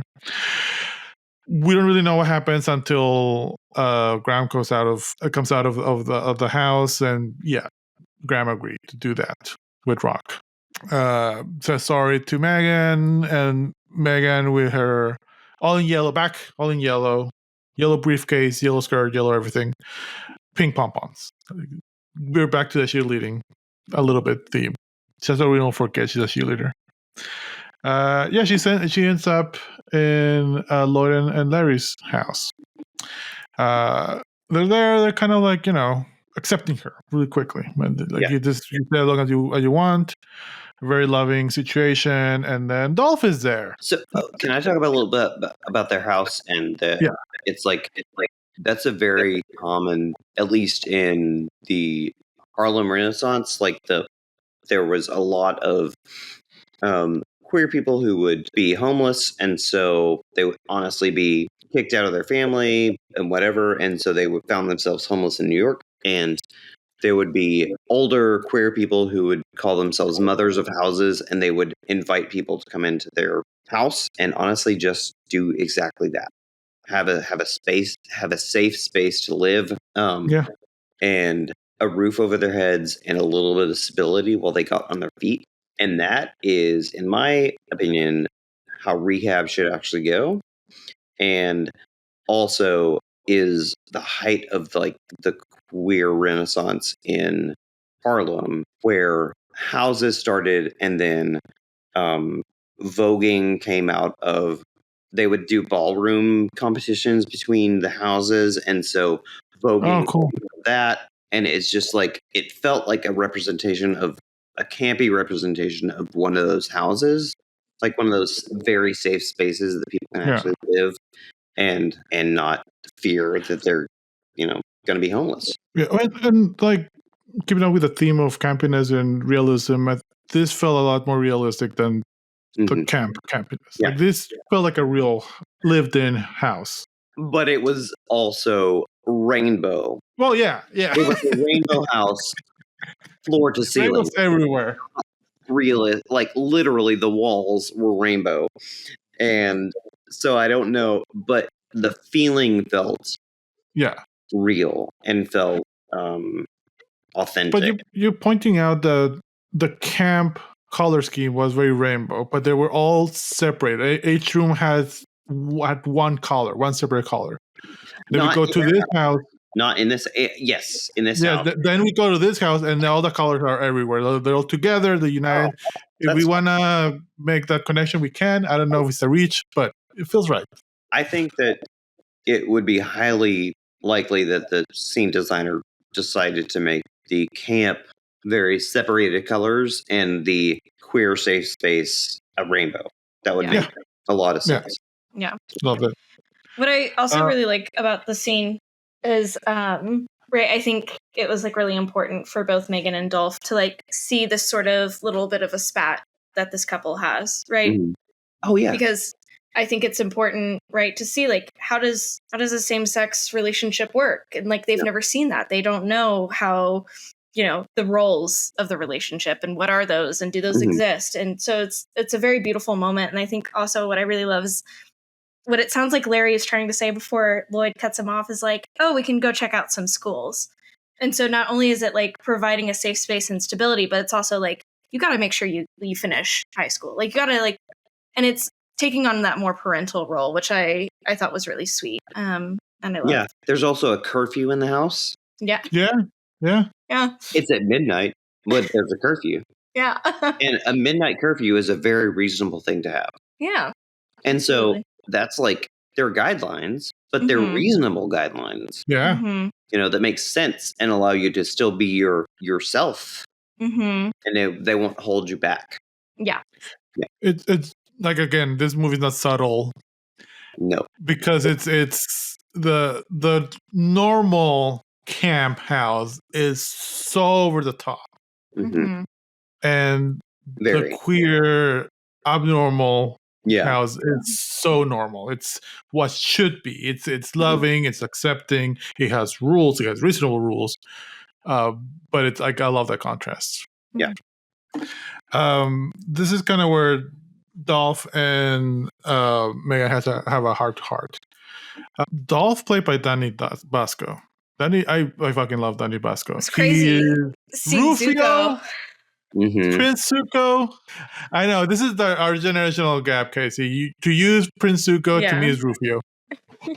I thought it was Charles Melton. I thought it was a young... Do you know who Charles Melton is? No. Okay. May December. He was in May December, which is also a queer, which is a movie at this point. Up for an Oscar. Fantastic actor, but he looks very much like an older Charles Melton. No offense to Danny Basco, but he's not as handsome as Charles Melton. He's not as what? Handsome. They're both very hot. So I don't know about current age relationship. Yeah. I have not seen current pictures of both of them side to side, so I can't say that for sure. But yeah. But yeah, Rufio. They have a heart-to-heart, and Megan is like, I'm mad at Graham. She betrayed me, and Dolphin's like, she's just scared. Like, we should do something about it. So they kind of agree that they're going to rescue Graham and Clayton, right? Yeah. Yeah. What I really love about this is like, there's an easy way to like perceive Graham as just like this confident lesbian that's just here because her parents are forcing her to be here. Whereas like you realize like sort of in this conversation where he's like, I think she's just scared, where it's like she's resigned. Like she's checked out. She's like, this is my life. I'm just going to have to play this part. Yep. Maybe I'll have like a fling on the side, But like I think that also is a bit of like the class and economic issue here as well of like you have this money being held over your head, and it's like you could have that, you could be part of the inheritance, you can like have this great lifestyle, but you're gonna have to deny yourself, and like that's scary. It's terrifying. Can I say that that's realistic for even people who don't have inheritance? Because I was very much in that same vein of I tried to convince myself that I need to get married. One of my biggest realizations was I watched an episode of Oprah where she was interviewing basically couples who the wife came home early from work and her husband was like fucking the pool boy. And they were like talking about how it was basically my husband's gay episode. But it was over and over and over again. And I had the realization that I was trying to do that to myself. I wanted to be married and try to have kids. And when I realized, oh, fuck, I can't do that, then it all made sense. Yeah. Yeah. And it's like she's denying herself at this point to... Yeah. Now you can still fuck the pool without the, wife and betrayal and all that. Yeah. And I was like, honestly, the thing that I was like, I can't get married to someone, potentially have kids, and then ruin all of their lives because whoever I con into marrying me comes home early and sees me fucking the pool boy. And then if hypothetically we have kids, it's like ruining everyone's life. Yeah. No, I'm not doing that shit. No. Yeah. So thanks to Oprah, you didn't get married. Yeah. Thank you, Oprah. Thank you, Thanks, Oprah. Yeah. Step 5, simulated sexual lifestyle. The weirdest fucking scene ever. So weird. It's so weird on so many levels. Speaking about like making you uncomfortable with what Christians think it's normal. No. It also has like the overlying theme of like sons and moms often have like a weird romantic relationship. Yeah. And so not only has she potentially opened this camp to cure her son from being gay, or she's in denial because he's clearly gay. And then she also is talking about having them throb inside a vagina while she's watching her son dry hump a lesbian, her gay son dry hump a lesbian. And she's fantasizing about sex. It's crazy. So fucking awkward, but so amazing.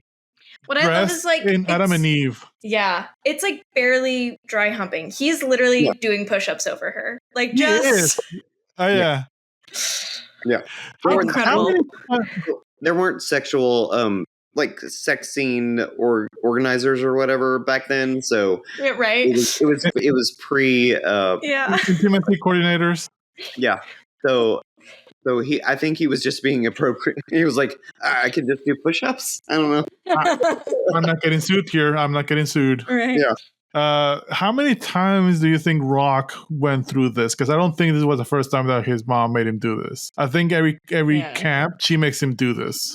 Yeah, because he gives her a look like, I'm doing good, right? Yeah. And honestly, that's when she starts getting like overly sexual, which is so gross. But also so weird. Yeah. Right around when this is happening, we get, I think, my favorite scene of Larry and Lois fighting.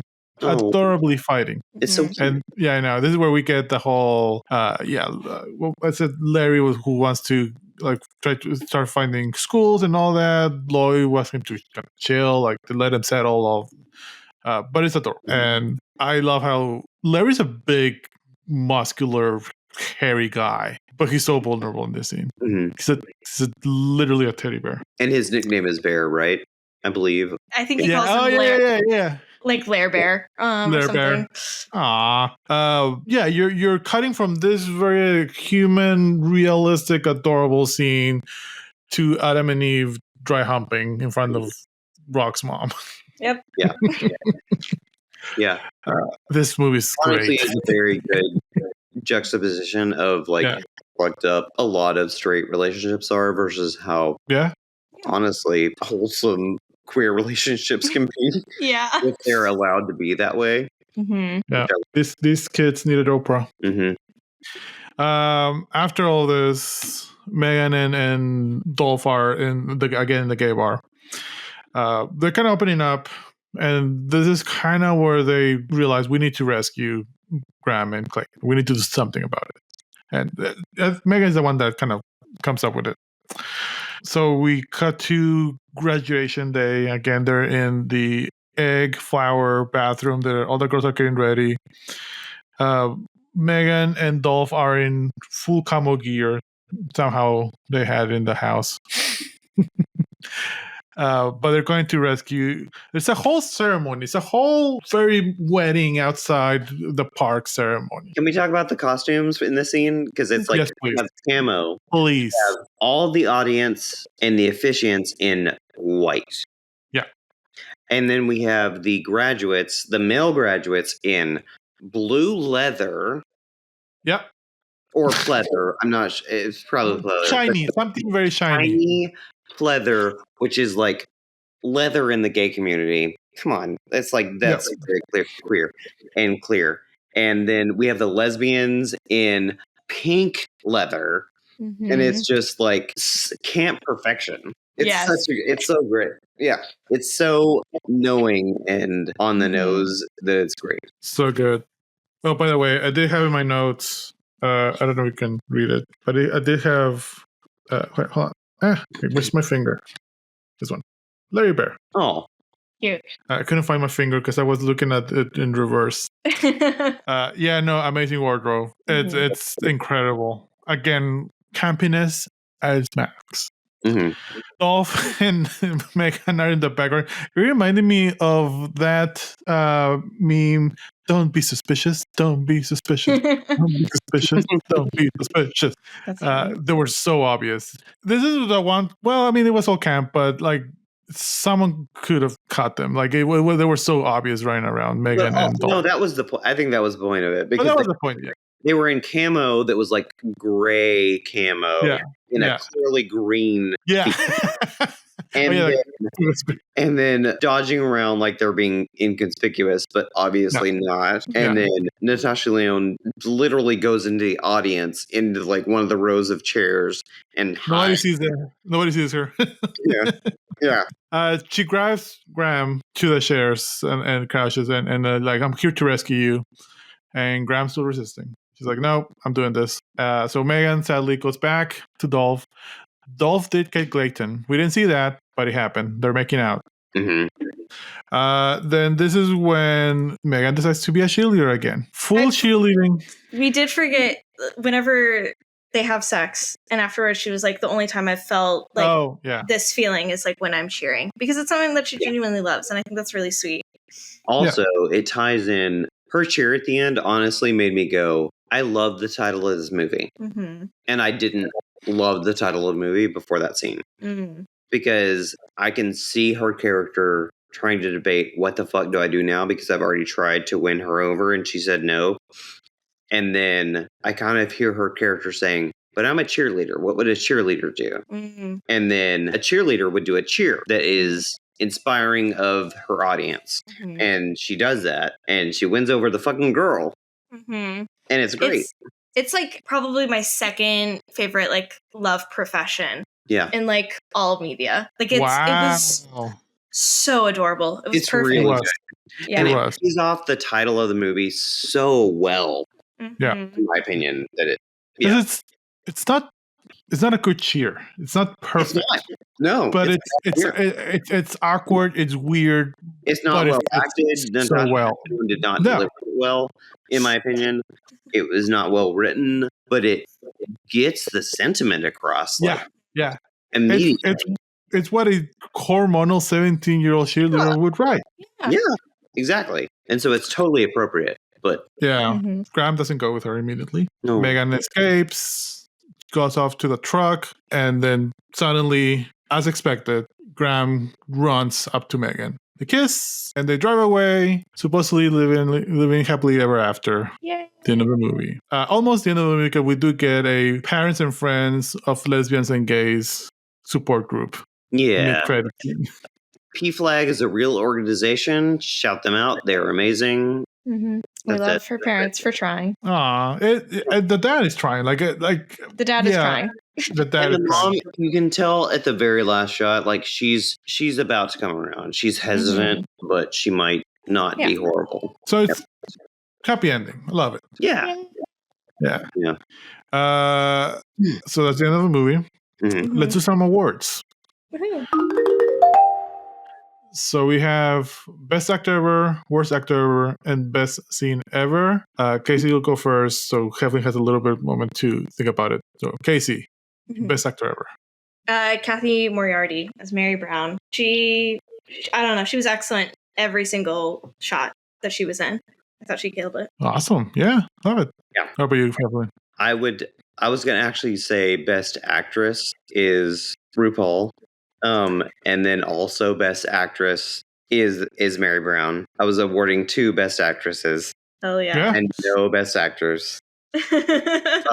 Even though I can't remember the guy's name, but the guy that said, because I'm a faggot, and he said it really weird. That guy gets an award for I don't know what, but amazing delivery and iconic delivery.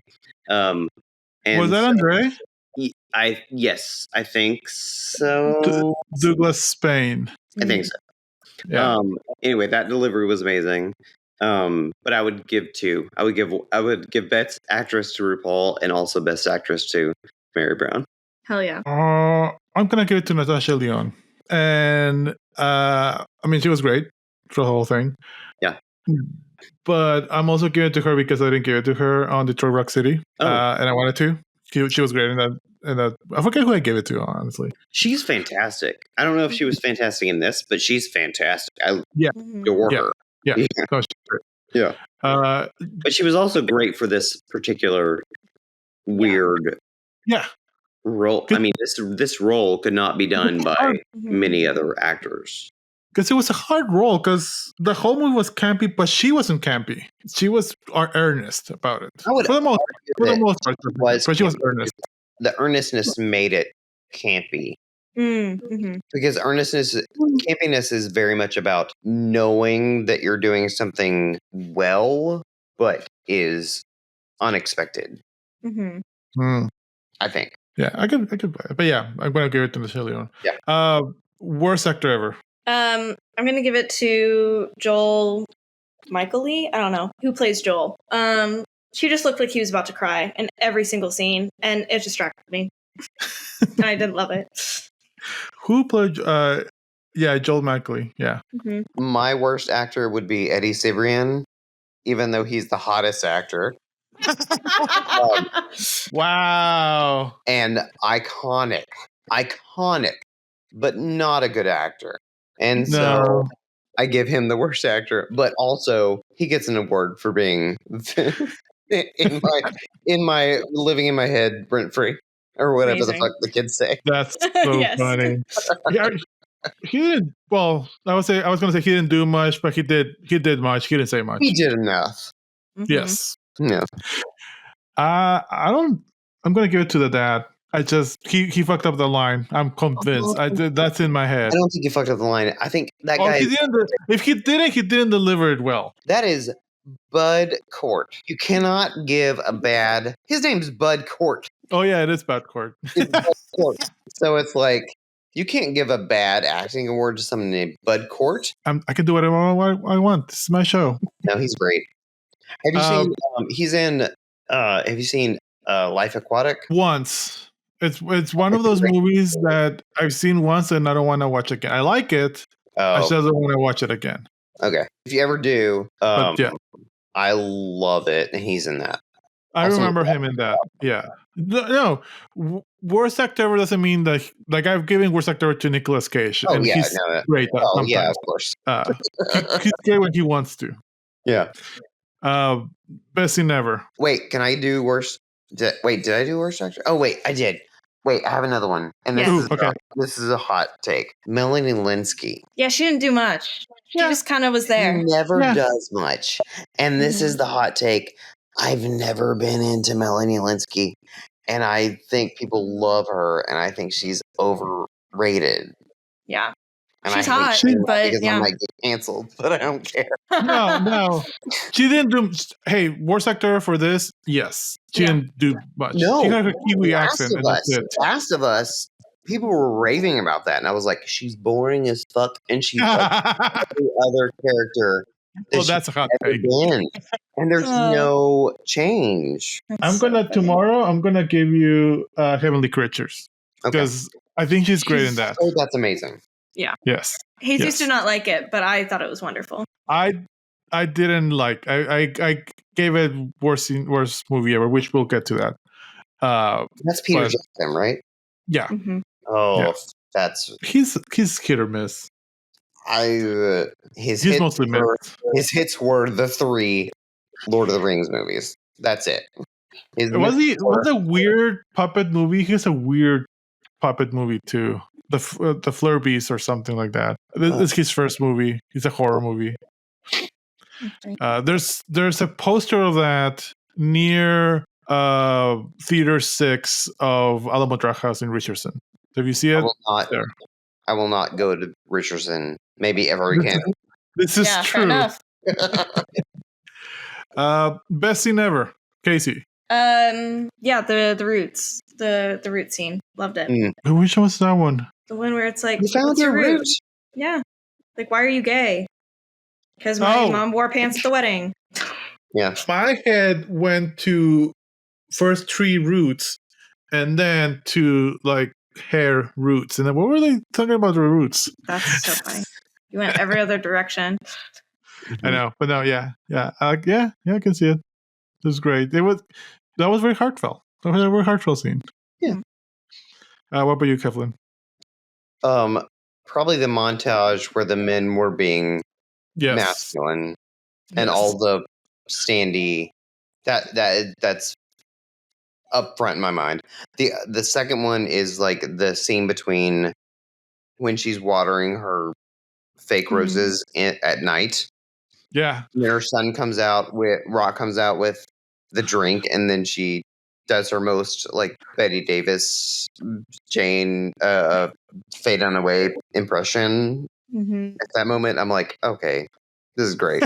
I'm gonna give it to Lair Bear and Lloyd fight. Nice. I thought it was adorable. Yep. Yeah. Well, Casey, and then I'm gonna go to you, Heflin, but Casey, solely based on this movie, was 1999 the best year ever for movies? Absolutely. What about you, Heflin? Solely based on this movie? Mm-hmm. Just based on this movie. Yeah, it was. Yes, for me too. 3 guesses. And it was a surprise. Yeah. Because I honestly had no clue what I was getting into. Me neither. And I did not know that it was so relatable. I knew what it was and obviously aspects of it, but it's great. Yeah. I went so many times between yes and no's throughout this whole movie. Mm-hmm. And then halfway through the movie, this is going to be a yes. Yeah. Mm-hmm. Yeah. I loved it. Like once I settled, because it takes you a little bit of time to settle to this movie. Camp does that. Yeah. Then once you know what it is, I think very well. And I'm glad this wasn't a flop because we had a lot of flops this year. Yeah. All right. So what are we gonna watch next week? We got 14, The Sixth Sense. Hell yeah! I've never seen it before. Let's go. You've never seen it before, but I know the spoiler. Like I know what the twist is. Okay. Damn it. I wish you didn't, but it's really hard for you to not know the spoiler. Yeah. Oh my god. Wait, what's the spoiler? Can we spoil it for everyone now? That Bruce Willis, he's the dead people. Wait, Bruce Willis is the dead people? Because he's like, I see dead people, and that's Bruce Willis is the dead. He'd be seeing dead people, and Bruce Willis is dead. Okay, you said that so weird. It makes sense. I'm sorry. You just gotta be younger. I don't know what to tell you. It does make sense.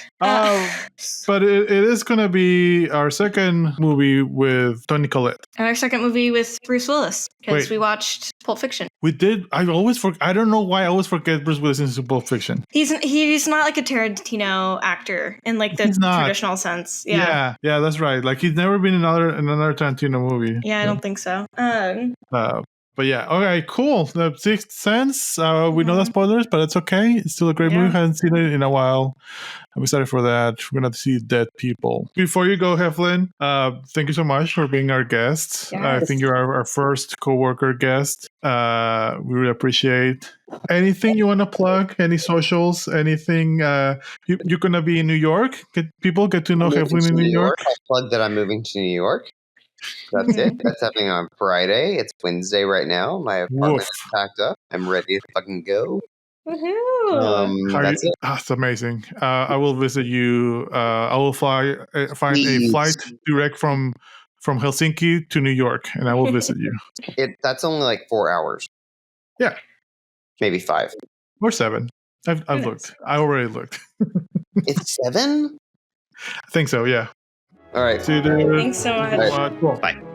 There you go. But anyway, Sixth Sense next week. Woo. Bye. Bye. Bye. What a surprisingly heartfelt, heartwarming, and deep conversation we had with Heflin. Again, thank you so much to our special guest. I said surprisingly, but it's really not surprising. Every time I talk to Heflin, it's a delight, it's a treat. And now we get to share it with you. But we want to know from you. Again, you can email us to bestyeareverpod@gmail.com. DM us to Instagram at bestyearever_pod. You can find us on Blue Sky and YouTube, Best Year Ever. And as always, don't forget to follow, rate, review on Apple Pod and Spotify.